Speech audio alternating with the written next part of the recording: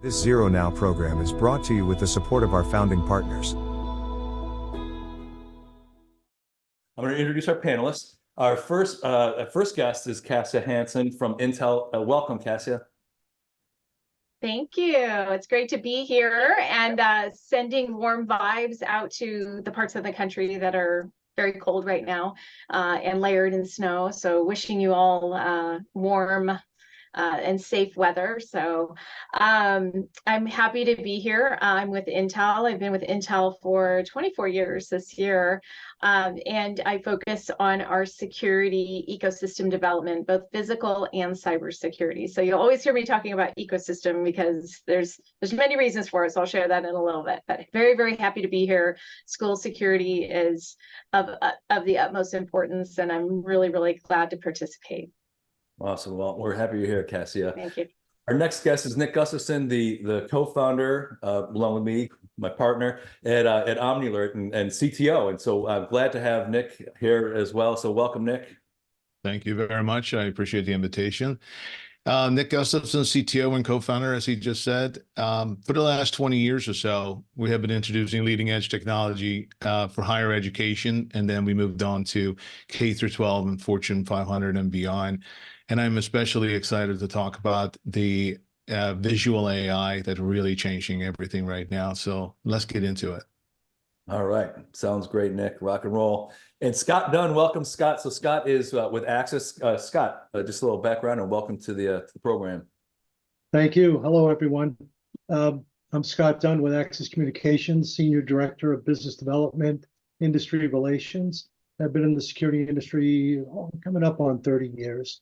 And currently am a board member of the Security Industry Association, which represents over 1,400 member companies in the security business. And I'm the incoming chairman for 2024. I also sit on the National Advisory Board for the National Center of Spectator Sports Safety and Security out of the University of Southern Mississippi, and most recently, the board of ZeroNow. And I'm really happy to be here. It's a really important topic and really excited to join this conversation. Awesome. Thanks, Scott. And, all these things intersect, the different sectors, but obviously education, there's some unique environments that we have to consider. So just want to remind our participants, if you have questions for Cassia, Scott, and Nick, just hit the Q&A button. We'll answer that during the program. We will take questions, towards the end, but if you have questions during the program, please feel free to do that. So let's go ahead and look at the results here of our poll. So what technology holds the potential for the greatest impact on school security in the future? I think Nick kind of alluded to that, the artificial intelligence. And I think we kind of felt that was coming. Interoperability, that's critical. We always talk about that with ZeroNow, is that, in order for your systems to be effective, they have to work together, especially when there's a potential threat. Emergency notification. Okay, interesting. Okay, Scott, let me ask you, are you surprised by the results here? No, I think artificial intelligence certainly is the buzz today, as my fellow panel members certainly attest to as well. So I'm not overly surprised. I think there's a lot of sort of layers inside of what that means and what artificial intelligence is and what's reality and what isn't reality. And so I think there's a lot to unpack there. So no surprises there. I don't think. It's great to see. And Nick, I know you mentioned something about AI earlier. I mean, so what are some of the applications that you have seen AI been applied for in regards to school safety and security? Well, that's a loaded question since that's what we do for a living. But the reality for us is that it's very important that existing infrastructure such as camera systems and VMS systems and things like that can be utilized for maybe a little bit higher purpose than just recording for forensic reasons. So if you already own a bunch of cameras that's sitting out, the chances are really good that you're more than halfway to better safety. We can install our system and immediately start monitoring every single frame that goes through from every single camera at the same time. And in so doing, there's a never blinking eye of safety, if you want to be a little cliche-ish. And for us, that is really important because we focus on gun detection, as you probably know. And the reason why we do that is because it is almost impossible to discern intent in any other way. You can't just look at someone coming up to the building and say, oh, that person's a former student, they must be up to no good. Instead, you want to look at someone who brings perhaps a firearm to a place where none should be. That's no good. So you have what we call strong signals for what it matters and what doesn't. So I think that that's my answer to that question. And Kat, so I mean, from your perspective, where do you see AI trending? Obviously, you've got a very broad view of the world of technology. Where do you see things moving in that direction?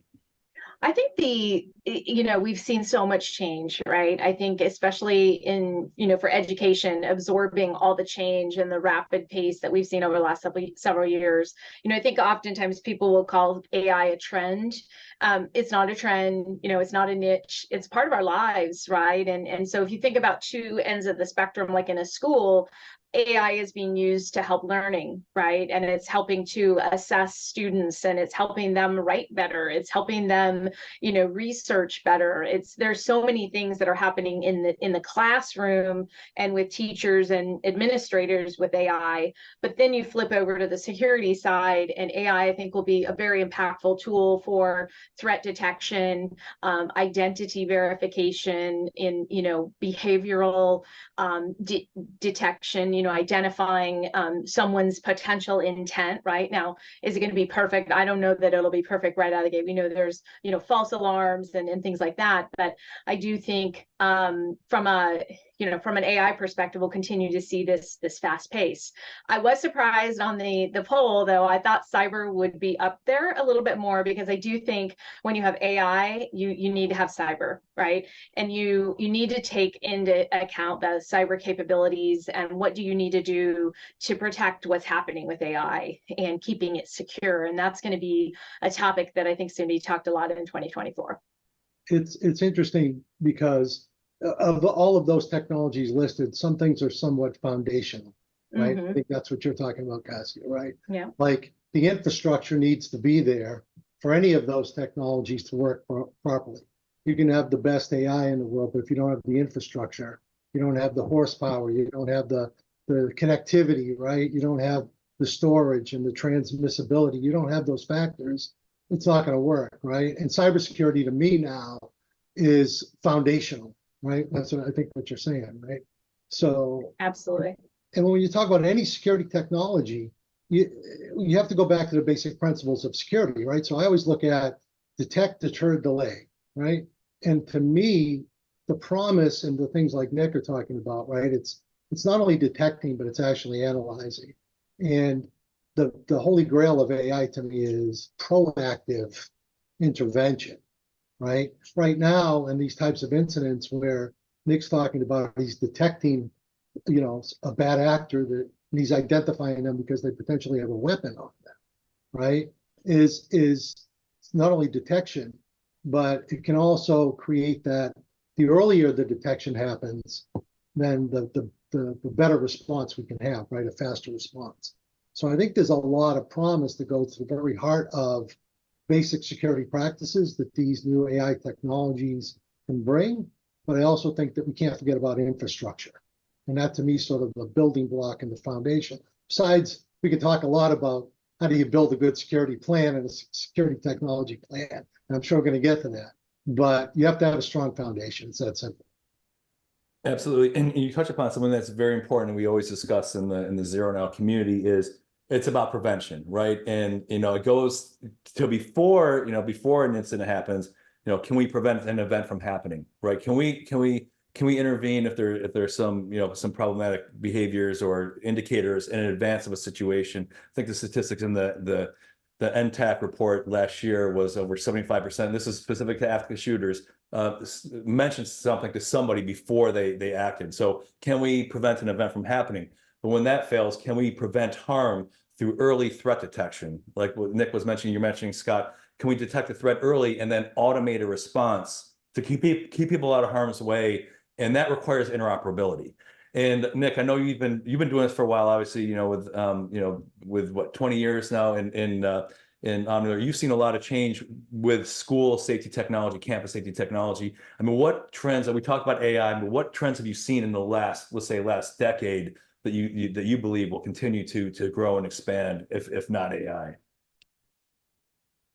Well, it started with the obvious thing that mass communication was a big thing in the old days. It wasn't possible to do that I mean, not since the signal fire on top of a hill somewhere, but the communication is a big component of it. Interoperability, standardization on API, something like that, which most people wouldn't care about, is a big driver towards interoperability. You have AI, and we have said it already, AI is a misused topic to some degree because includes everything, and it shouldn't. AI is many different disciplines under the same roof and same rubric. But if you take AI as a means to do something, it is particularly good at doing narrow AI when it repeats the same task over and over and over and over and over. And that's why it's so suitable for detecting something, an object, for instance, right? But things like that. Detecting a person's intent based on how they're limping across the parking lot is fantasy at this point. That's not a sensible thing. We are it's very important to integrate with those who already fill other needs beyond what we do. So we think of ourselves as the detector. We detect the firearm. And then we work with our partners to then relay that information, in many cases, straight to the police, to a 911 center. In many cases, through other technologies in the middle, people are locking down schools and all the rest of it. So from what can you do when someone brings a firearm to school perspective, detecting it early is buying time for those who need to get out of the way and for those who need to respond. I would imagine, if I may have the floor for one more second, that technology that helps the responders be more effective is probably next. Absolutely. It's about mitigating the scope of harm so nobody gets hurt. And we always talk about the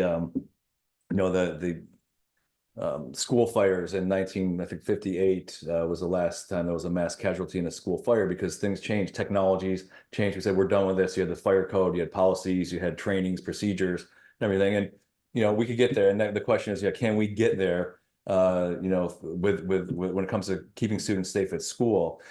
So on that note, Nick, Bob Muoke, Bob asks if you think, kind of you touched upon this, Nick, but Cassie, I'll direct it to you. Is AI going to be baked into everything? Is every product going to have AI baked into it, whether it's cameras or notification systems or you name it? Is this it? I do think AI is going to be everywhere, right? I think it's already integrating at endpoint devices. It's, data intelligence, big data. It's already advanced analytics are developed and being run, using cameras, for example, and other things, right? I do think AI is making things and people smarter, right? Now, are there, hallucinations and things like that with AI? Yes. And we know that we need to watch out for that and understand that, right? Is it going to always be perfect? No, we still need to have some level of human intervention and watch over that information, right? But in general, AI will be a tool that will help us. I mean, it's moving faster than any technology ever has in our lifetime.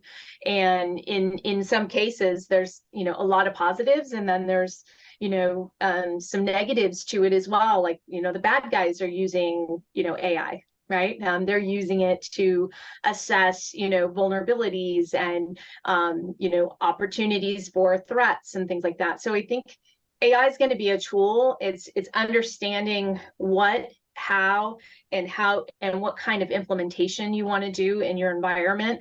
Think about kids, kids bring PCs to school, right? Everybody needs to have a PC in school or a Chromebook or whatever, but, you think about those devices have access to the internet, they have access to ChatGPT, they have, generative AI tools.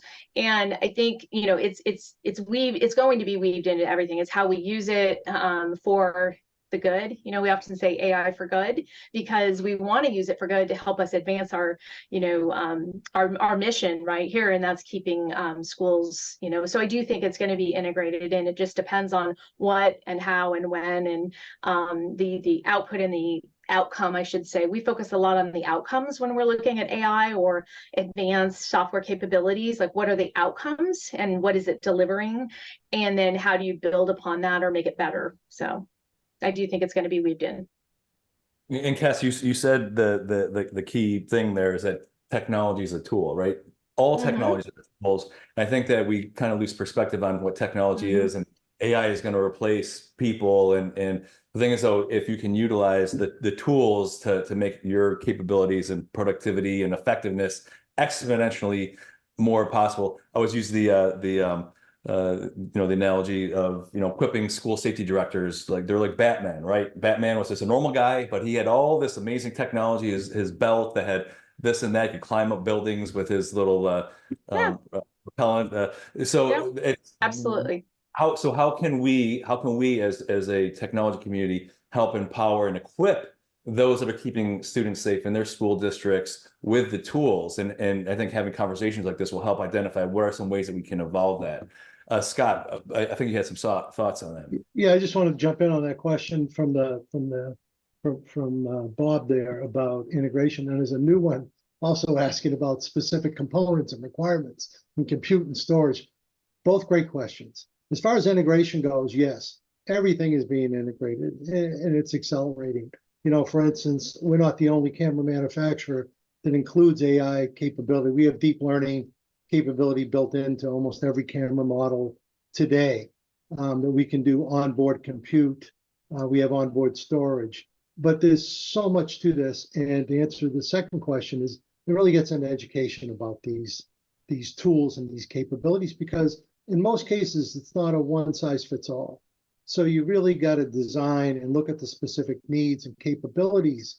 There's cost factors to consider, right? I mean, AI is great from a software perspective, but you need hardware, right? And we can do so much at the edge, then it's really more hybrid environments that we talk about today. So we can do certain things at the edge to offload some of the workload and to have faster response. And then you want to have some stuff done at the core as well, right?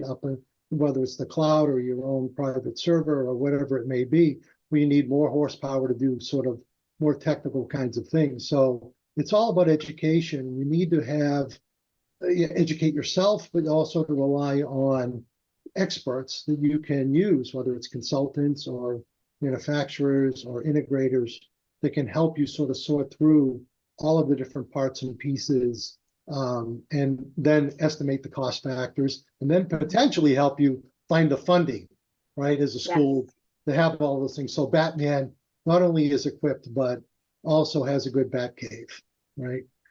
I love that. I agree with everything Scott said. I mean, I think you have to assess yourself kind of where you're at on this AI journey, and encompassing security as well, right? And it isn't one size fits all, to your point, Scott. And that's one thing we know for sure. It's not a one size fits all, but we also know schools have they're challenged with funding, right? And funding to upgrade technology. And maybe they have limited resources, and they might have one chief security officer for a whole entire district. And there's, however many schools there, and he's got a lot to worry about.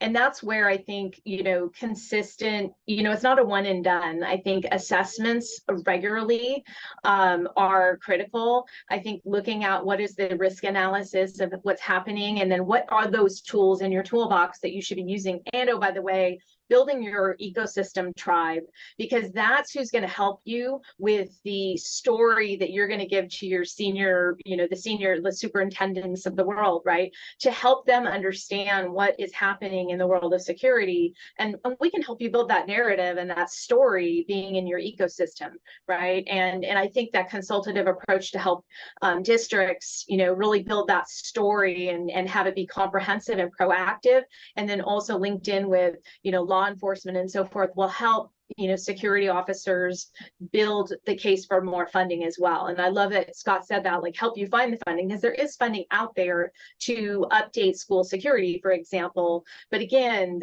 the AI conversation is really taking the forefront of the conversation, but we can help you with that, right? I think that your ecosystem, building up that strong ecosystem that's there to support you regardless of whether or not you're opening a PO, right? I mean, I know ultimately, everybody wants to help with their technology, but we also have to help the consultants and help you navigate this ever-changing world of technology. So absolutely. And that part of the whole ZeroNow community, right, with partnerships with technology companies, is the technology partners that are part of this organization, have committed to work with one another for interoperability and advancing that overall thing. And speaking of funding, next month we're doing a program just like this on Stop Violence grant funding that will be available this spring. So getting that funded. I want to jump back to something that Scott mentioned earlier about edge versus cloud. Nick, this is for you. So I mean, where do you see things trending? I mean, are things are things going to move all to the cloud? Are schools going to require premise-based technology? Are we going to move more towards the edge? Is everything going to be on the edge? And where do you see things trending? Yeah, it's the large vector is probably going towards the edge, but it's going to take a little bit of time. The reality is that when you have networks like, say, for gun detection or anything like that, the neural net that you're running in the background needs to be trained a lot, and it's for all practical purposes such an important thing to have detections that are accurate, right? So those zero fail mission is that we never miss a gun. That's number one. So there could very well be some false positives, but they're sorted out with human eyes. That's not a problem. But what we need to do is realize the fact that in many organizations we go into, there are not only hundreds of cameras, but thousands of cameras. There is a heck of a lot of stuff to be processing. And that at this time is done on purpose-built or purpose-selected hardware. That in turn fills right back into the technology that makes the network better and better and better and better, so that there be less and less false positives and so on. And what happens next is that there's a particular point at which the whole thing tips, and the maturity of that network is now suitable for something that you install and may never update. That's the crisis with some of the edge things. And of course, over time, we also need to work towards having more and more efficient hardware on the edge to do, well, better and better thinking. Let's just say that. It's a bit of an inverse curve problem here, that we want to be as far away from the power as possible, but we can't. Nick, what we're seeing is, rather than sending you all the video now, right, which is a problem, because you need a big pipe, right? You're going to send a lot of live video from the edge to the core, right? So instead now what we're looking at is pre-processing data and only sending data and that is a leap forward now. It's not new, but in the security industry, it's a pretty big leap forward. And sending metadata, specific data that is interesting versus just sending you all this video that needs to be analyzed should help drop a lot of the workload and work closer in harmony. Don't you think it would be a better situation? Yeah, ultimately having a camera that is capable of saying something important, have to take a look at it, is obviously what you want. Until then, just as the words of something interesting, how do you know it's interesting without analyzing it really carefully first? So there is that little inverse problem that you may or may not have enough processing power. Now, I think we will, but at the same time, there is a bit of a path. It's not very long, but there is a bit of a path. Absolutely. Cassie, don't you think from a chip standpoint that I know from an edge perspective, we're seeing much more efficiency in chips in endpoints today? It's less heat requirements, less power requirements. You seeing that? I mean, absolutely. Absolutely. I mean, if you think about, we just announced, AI everywhere in December, and, starting from the endpoint all the way to the data center and in the cloud. So there is, along the journey of your technology journey, that will be, the capabilities are catching up in terms of performance and what it can do to support AI, right? Because you need a lot of good performance. But also, I think at the edge, what we're seeing is, remember, people used to say everything's going to the cloud, and now, I think the security industry was like, whoa, hold on, And now what we're seeing is this balance, right? Which is probably the right thing, right? It's a balance between what I need at the edge versus what can I send to the cloud and I store for 90 days or whatever it may be. But I think there is this balance that's happening. And I think you need to assess your compute environment. To Scott's point earlier, right? Having that foundation, the same thing goes. If you have old hardware and old technology that is running from eons ago, you probably need to update it and upgrade it so that you can be ready for this onslaught of AI. You can be ready for all the new capabilities that the security industry is bringing, and advanced analytics, machine learning, and computer vision. I mean, all of that you do need to have good, good baseline capabilities. So I think that's one challenge that, we see, is that the old technology will prohibit you from taking advantage of some of this. And I agree, it's a journey, right? We're not all at the destination, right? Not all of us are going to get to the destination at the same time. And so each organization or district or whatever is going to have this journey and a sort of you should have a proactive plan of how am I taking advantage of the capabilities? Am I prepared for them, right? And I know I met with a school, I won't say what school it is, but their cameras, I was walking around and their cameras, none of them worked. None of them worked. And I was like, I know this company, Axis, and they, they would love to replace those for you. But no, I mean, seriously though, taking an assessment of your technology inventory and what software you're using, are they even patched up, given they're old, are they on the network? Like that kind of technology inventory will help you start with your base and then move to, okay, now where am I going with all this cloud, hybrid, edge, AI, oh, and what do I do to protect it all and secure it all, so I think that's kind of a good start for folks too. Nick.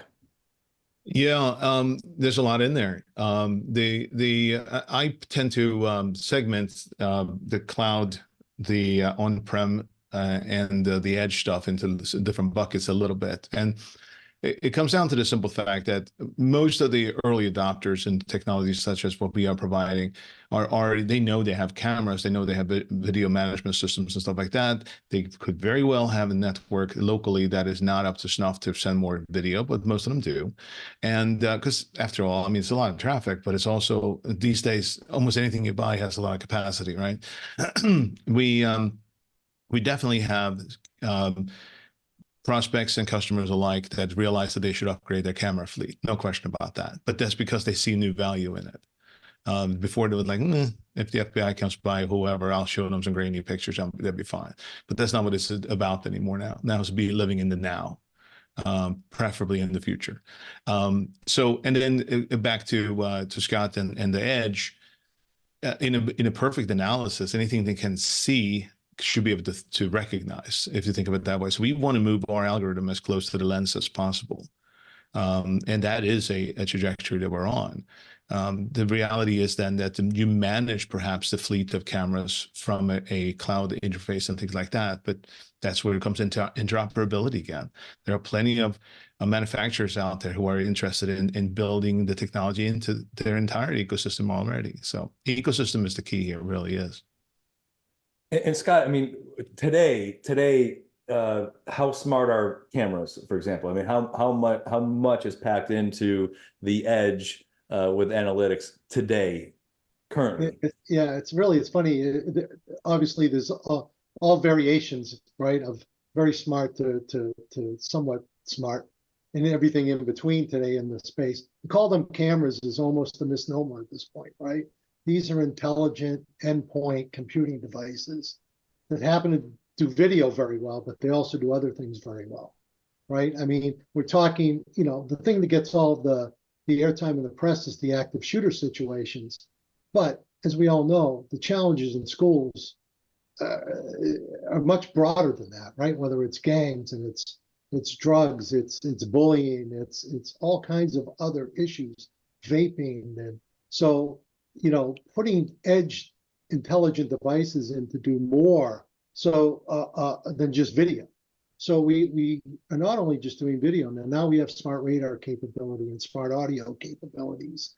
And there are things out there like vape detectors. And so you're really arming yourself with all types of smart devices. Our goal specifically, we're looking to get as much intelligence out of those devices as possible. So that video could also be used for assessing the traffic situation, the parking situation, the perimeter situation, right?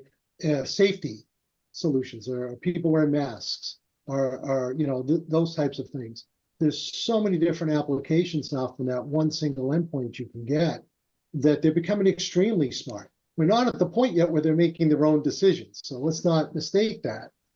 But they are able to recognize, and the better the learning models are, and CASI is doing learning models, and NVIDIA is doing everybody's in this this big learning model situation. The better they are and the better the hardware gets inside those devices, then the better the recognition, the earlier the detection, and the faster the intervention. And that really is the future. And we are making broad steps forward every month, every year. As Cassie, I'm sure, and Nick would agree, the pace, the acceleration of these things is just phenomenal at this point. Yeah, it's certainly outpacing the uptake in the sense we talked about finding funding and things like that. There's an atrocity that funding is not more readily available. It is in fact available. It's just not readily discoverable, let's call it. Once that gets taken care of, then we can certainly go further. I saw a comment I want to loop back to if that's a permissible, Laura. Sure. Darren asked a question about requirements for cameras and stuff like that, and I just want to toss a little nugget out there and say that when you use our system, we provide the hardware for it, so you don't have to think about that. Not the cameras, but the thinking bit. Right, the brain, basically. Cassia. Yeah, I think too, if we think about, like, we call video, right, the number one AI workload at the edge, because it is, right? So much video data is collected, and now we're really shifting to say, what are the outcomes first, right? So what are my outcomes using that video that I want to achieve? Is it traffic optimization, or is it, school flow? So we look at that, but then also, the cost of technology. Obviously, there's a cost. Everything is going to cost money. Our goal in making AI everywhere is to essentially enable it in every single device, with integrated capabilities and integrated acceleration. So you think about the edge, right? It used to be very, very expensive to buy technology for the edge and to be able to run advanced analytics and capabilities and really training at the edge, right? Now you can do training at the edge, and you can do it cost effectively, and you don't need extra bulky stuff to do that, right? And so that's where things are going in technology, and what the technology world is trying to do is, get it into everyone's hands, but do it in a more cost-effective way. And I think that's going to bode well for schools as they look to upgrade their technology and really deliver more outcomes for their districts and so forth. Nick, thoughts on that? Yeah, I think it's right. It reminded me of something. I'm not sure what the linkage was exactly, but we had previously discussed facial recognition and things of that nature. And with this ever smarter cameras, I wanted to just stress something, and that is that, if I'm not mistaken, Scott, tell me this if this is correct or not. When you guys allow third parties for building software onto the camera, and thus you have an infinite universe of possibilities of what they might be looking at and looking for and things like that. And that's a really interesting thing about the edge, is that the edge doesn't have to be invented by Nick or Scott or Acacia. It could be from someone who's coming up the ranks right now. We just get the show started. But back to the facial recognition part, there is on our side, we look for inanimate objects. We look for intent and things of that nature, and not people. And it's a very slippery slope. AI has a bad name because it looks like a Minority Report, and it certainly could go that way if you tried hard enough. But that's not what we do. We look for intent and not for people. So what rather than who? Scott, what are your thoughts on that? Yeah, I think Nick brings up some great points, and so does Cassie. They're all valid. It's not only outpacing. It's really moving at a very fast pace. Legislation is trying to catch up, right? You saw President Biden recently made an announcement in executive orders regarding AI, and we're not quite sure what all that means yet and what the implications are yet, other than there's a lot of concern, the next point. And we are very concerned as an industry, I can tell you, ethically, for the ethical use of those technologies, and every company is pretty much signed on to that. And we have to watch that, right? And we're doing it ethically, and we're being careful. We today, for instance, can use our technology on board the cameras to mask people, and then only unmask after the situation and with proper authority, then unmask the people in the video. So a lot of these technologies today, and these are things that are coming free with these devices, is we're trying to balance privacy, right, with the technology. That's a big issue. And then, as you know, and then cost factors, as we've all talked to. One of the benefits of Edge, and Kasi and Nick were talking about, is this hybrid capability. Not all cloud, not all edge, can provide cost effectiveness as well, and then also some control, right? So there's a great balance that everyone is sort of working towards, with privacy, with control, with ethics, with all of this stuff. We all have good intentions. We have to be very careful as we move forward. Absolutely. I think that Scott brings up an interesting point of it on masking and all that. The reality is that if I'm connecting, I'm the alert system, I'm connecting to a camera. I don't know what else is connected to that camera. I can't be certain that the customer hasn't also some fancy thing that does a lot of things. But we, as an organization, don't need that information. And it's a good habit of cybersecurity in particular, Kasia, to connect only what you absolutely need and nothing more. So in our case, we do not look for people at all. I mean, not who they are, I should say. Cassia mentioned something that really struck me, and it is a journey. We talk about school safety. I think one of the challenges, and I just want to share what's coming up next month, but one of the challenges that the school administrators have right now is that they're overwhelmed. There's just so much stuff, like even the stuff we're talking about today, like AI and cyber and facial recognition and gun detection and edge and all this stuff. There's where, it is a journey. And so one of the things that we're working on here at ZeroNow is this path to safer schools. And at the National Conference for Education, the Superintendents Association, AASA, next month, we're actually having a physical manifestation of that path, that journey to safer schools. And where do you get, how, the first question is, where do you get started? We just want to get, we want to make this happen. We want to take proactive measures to keep our schools safe, but we just don't know where the heck to start. And Scott, I know you're involved with PASS, K-12 and C and everything like that. Like, where would you recommend a school district starting? So if they don't have any direct sort of consulting expert capability, right? Some of the guidelines, and I think we're putting that out for the people that have joined today, right? We've created some links to resources. But PASS, K-12.org, is another entity that works with Homeland Security. They have guidelines, checklists. There's several of them out there. DHS also has a lot of material on where do you start, and guidelines and best practices. And I think those things are extremely important for people that are starting out. Meet with a lot of schools, and I get that same question, as I'm sure you all do, is, well, how do I get started? And where is the funding? And who should I talk to? And like you, very concerned with school security. I've got kids and grandkids and loved ones that are in school. I want those schools to be safe. So it pains me when they ask me that question. It's almost like it should be the first thing they know, right? So we have to just keep putting that information out there. There is a wealth of information. And there are trusted sources in the government, in the security industry, that people should refer to. If you just simply look at guidelines for school security, for instance, you'll bring up all of these entities and links.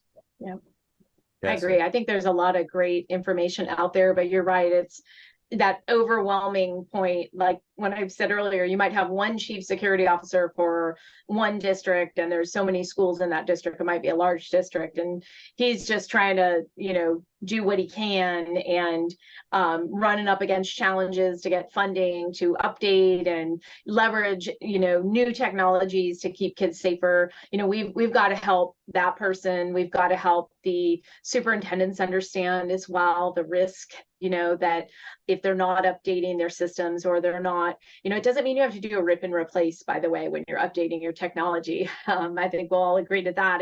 It's really, if I were a superintendent, I know, I'd be very busy. So I know superintendents are doing a lot of work, and principals and everyone taking care of our kids, but and teaching them. But I do think, establishing kind of a consultancy tribe of the people that you're working with today, right? And be pressing on them to help you, because if you're buying something from them today, they should be helping you. They should be giving you feedback, giving you best practices, and sharing information and leveraging on that leverage that ecosystem. I think is so important to help you sort of prioritize, give you information that's going to support your cause in terms of going and getting funding. There is that ecosystem, and all the guidelines I think are great, K through 12 pass guidelines and so forth, and the work that C has done, and I think those can help get you on the journey. But I think using your ecosystem is really, really important in this case. And and by the way, if your ecosystem doesn't want to work with you or want to help, then that tells you something right there, right? And I think eventually, I've said this before, eventually, especially government organizations or state and local government organizations are going to start to look at how are you using AI. How secure is it? They're going to start asking those questions, and we just need to, arm the ecosystem, arm the decision makers, and help them on their journey. I think it's so important. Exactly, and once again, it is a journey. And that's I think one of the things where it can be overwhelming because you just think that we need to do it all right now. You need to start. And Scott, we were talking about this yesterday. Having a safety team, a team like who is going to do this, but who owns it, right? There has to be a clear owner, the Batman on your team, if you will, that understands the big picture, that knows the tools, that exist to serve as a augmentation of their human capacity, whether it's weapons detection or having eyes everywhere, automation, all those things give you these superhuman capabilities. What are your thoughts on that, Scott? Yeah, I agree. And there are different knowledge. People carry different knowledges, whether it's your school resource, your municipal law enforcement, your state law enforcement. They bring one set of knowledge to the table. Then there's things like CPTED design. So there are people out there that are specifically CPTED certified, which can look at using environmental factors as well as part of it. No one wants to go to a school that looks like a prison or a high security compound. And this is where your CPTED comes into place. Where you make it secure and utilize sort of natural environment to help you. So there's great wealth, and not one. It's hard to find one person who's an expert in everything. And I like to say it takes a village in that case. So you have to really look. And most of these guidelines, whether it's Homeland Security's guidelines or it's PASS or someone else's, you'll find the first thing they say is, here are some key stakeholders you need to bring to the table with specific expertise. And that's the first thing you need to do. It's the first thing you need to do. And then you look at the process. And even PASS, for instance, and I keep bringing up PASS because it's the thing I'm most familiar with, so forgive me. But the way, what I like, one of the things I first liked about PASS was they set up multi-tiers. So what is a tier one sort of school? What should they have? What are the basics? And then what's a tier two that you can add on next? And then if you're a school district that's looking, that's tier three. What does that look like? And it sort of gives you checklists and concepts and ideas so you can sort of then take it and make it your own and then build that out. Because as we've all said, technology is changing quickly. Not one person is going to be up on everything. So look at those guidelines and build your team, and then you can move forward. And you don't have to do it all at once. Yeah. Exactly. And build your team, and then that allows you to look at your gaps too, to say, hey, I have a huge gap over here. I need to add this person in. And the thing I will say is I actually came into the security business about 6 years ago. I've been in technology for a long time, and since I was 10.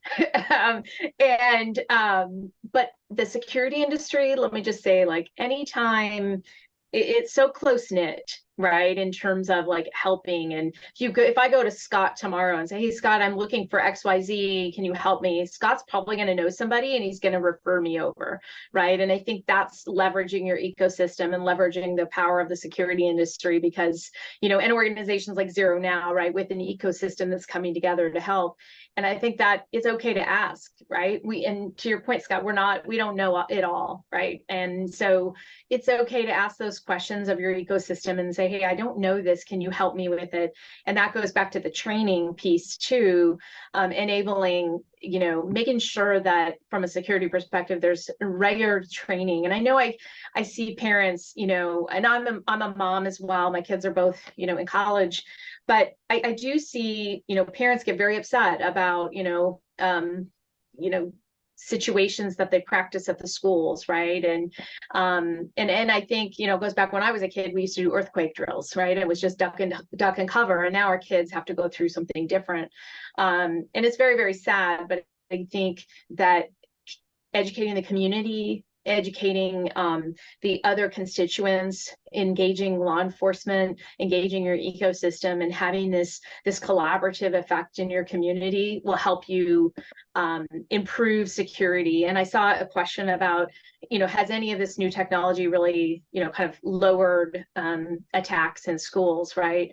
I don't have that answer. My answer to that would be, I think we need to look at it's kind of like cyber. It's not an if, it's a when, right? And going back to Scott's point about detect, deter, and delay, and are you leveraging the technology to help you in that case? And I think that's important. And if you do, then you're in a much better position than somebody who's like, I don't know, it's never going to happen to us, right?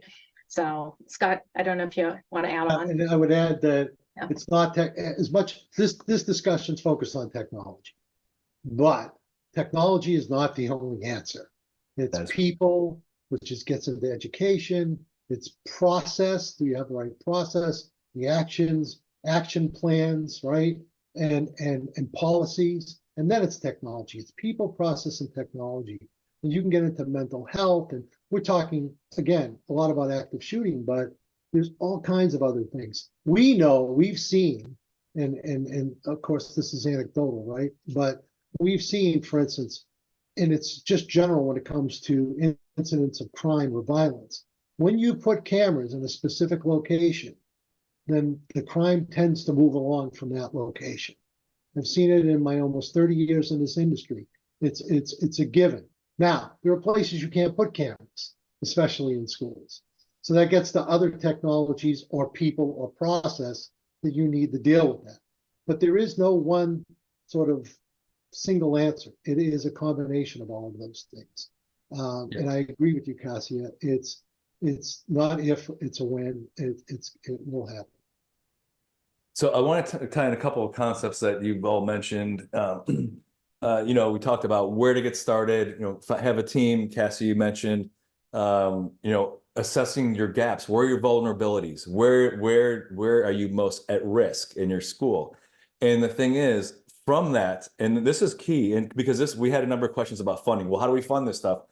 From that vulnerability assessment and the gap and risk assessment, you can apply for funding, like the Stop Violence funding that we're talking about, Stop School Violence next month.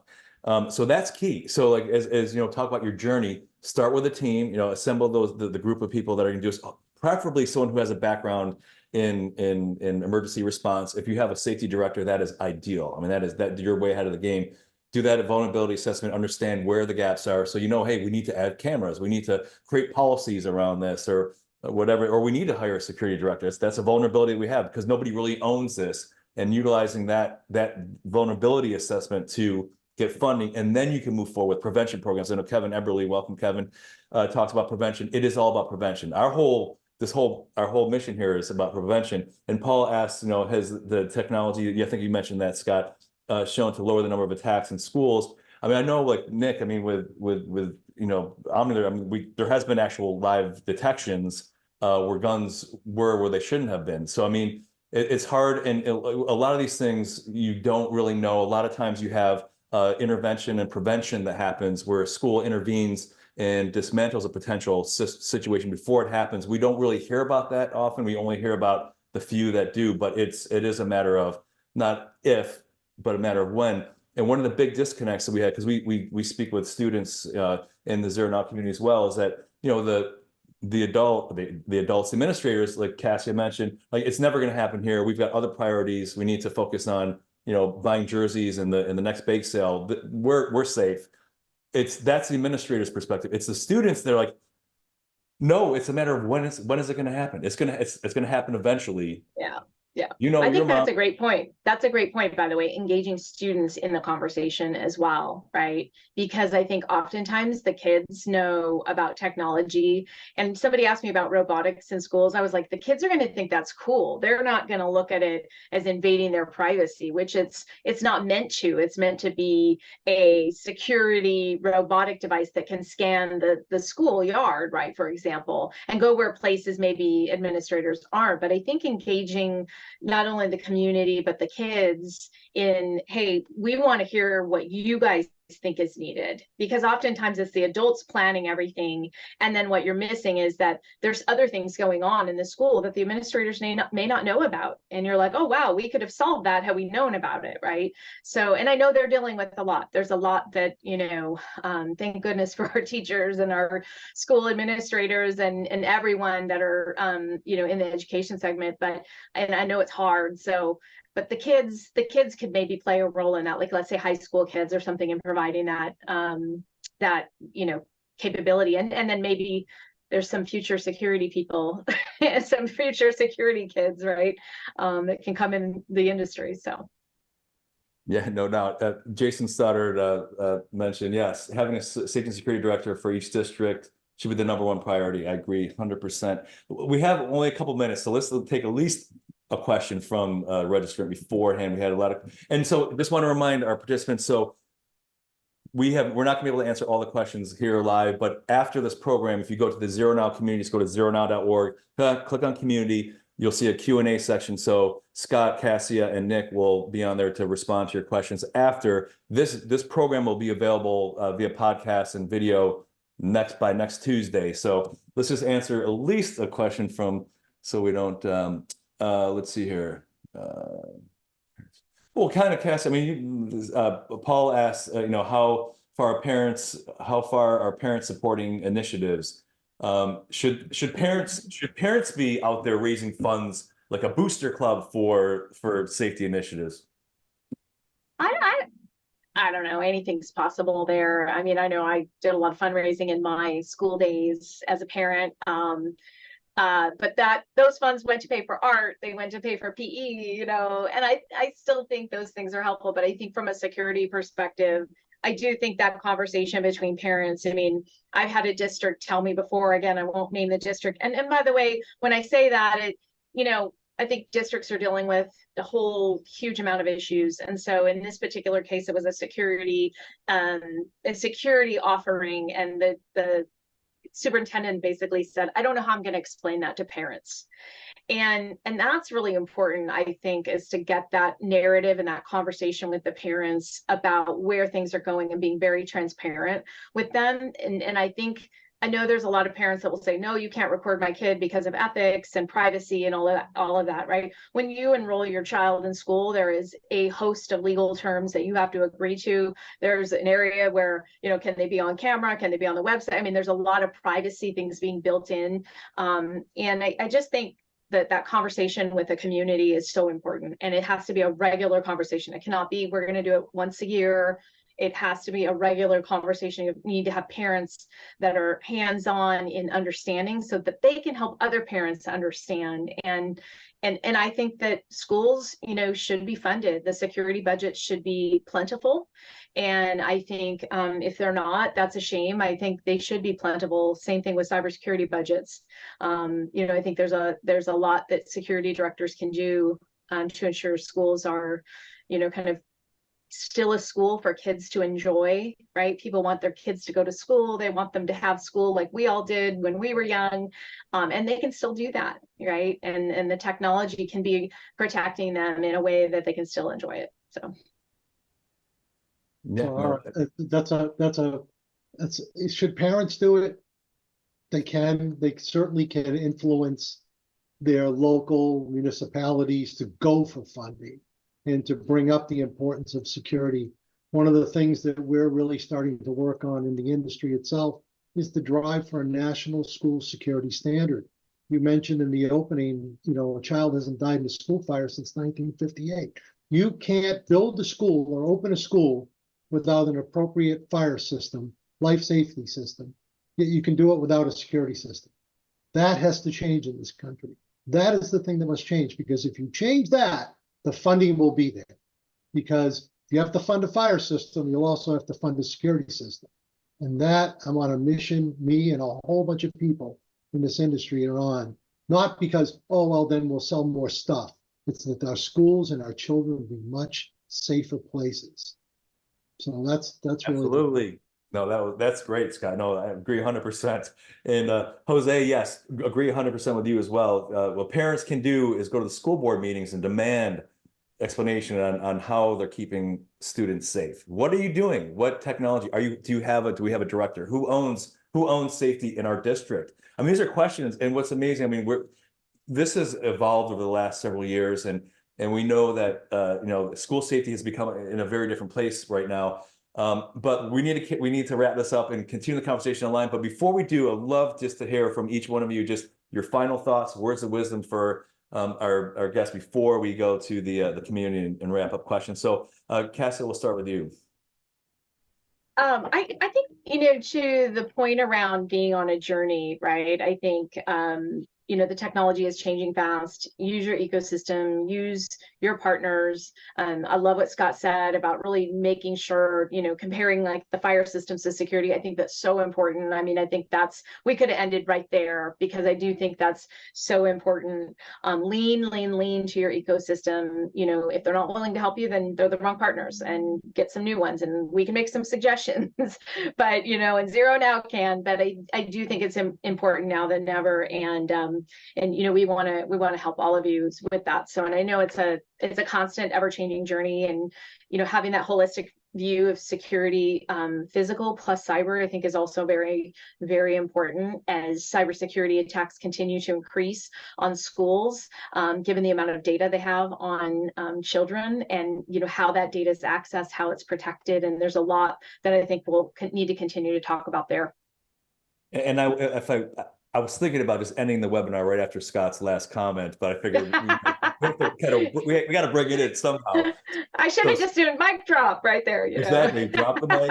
And Rich, I saw Rich in the comments here. It said ASIS is in the final stages of developing that standard. Rich, I am aware of that, and it's a priority for me as the incoming chairman to make sure we collaborate and assist ASIS. I know we're coming into that comment stage. I want to bring in, I've asked the president of SIA to start to coordinate, to bring in some of the key organizations like our ZeroNow organization, safeandsoundschools.org, and other interested parties, get into a room and really review that pending standard that ASIS has been working on, and see what we can do to collaborate, and then use the power of SIA's advocacy to drive this into the legislature. So I am very much aware of it. I'm very excited to see ASIS has done that work. I'm very appreciative. And we will be reaching out to Jeff Slotnick as well. So thank you for that comment. Awesome. Thanks, Scott. And Nick, we'll give you the final word before we wrap things up. All right. Well, safety is a team sport. So find your role and let's win the game together. That's what it's about. And our mantra, together we'll make school safer for good. So amen to that. That is what it's all about. Thanks, everybody. We'll see you in the community, and stay safe. Thank you. Take care. Thanks, guys.